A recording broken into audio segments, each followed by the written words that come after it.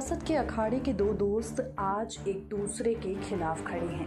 हम आपसे बात कर रहे हैं सचिन पायलट और ज्योतिरादित्य सिंधिया के बारे में।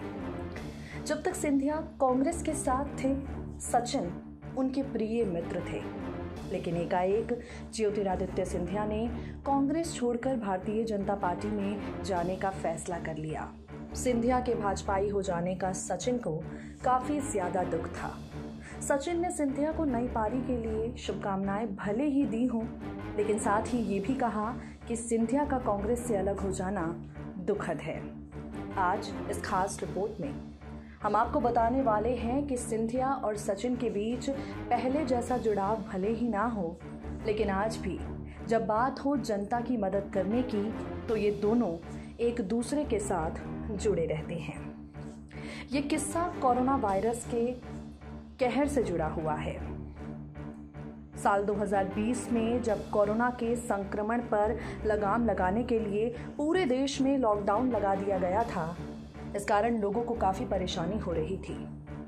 देश के अलग अलग राज्यों में फंसी जनता अपने क्षेत्र के विधायकों को लगातार सोशल मीडिया के माध्यम से संदेश भेज रहे थे, मदद मांग रहे थे। इस बीच मध्य प्रदेश के गुना में रहने वाले आशीष जैन ने अपनी बेटी के लिए भाजपा नेता ज्योतिरादित्य सिंधिया से मदद मांगी।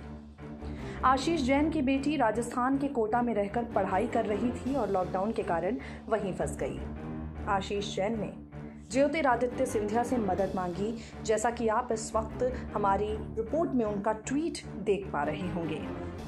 जैसे ही आशीष जैन की गुहार ज्योतिरादित्य सिंधिया तक पहुंची, सिंधिया ने तुरंत सचिन पायलट को फोन किया और सचिन पायलट से फोन करके आशीष जैन की बेटी को जल्द ही घर भेज देने की बात कही। सिंधिया खुद कहते हैं कि सचिन पायलट से उनकी बात हो चुकी है। अपनी बेटी की देखभाल को लेकर आप चिंतित ना हो। सचिन आपकी बेटी की उचित देखभाल का ध्यान रखेंगे और शीघ्र ही घर वापसी की कोशिश करेंगे।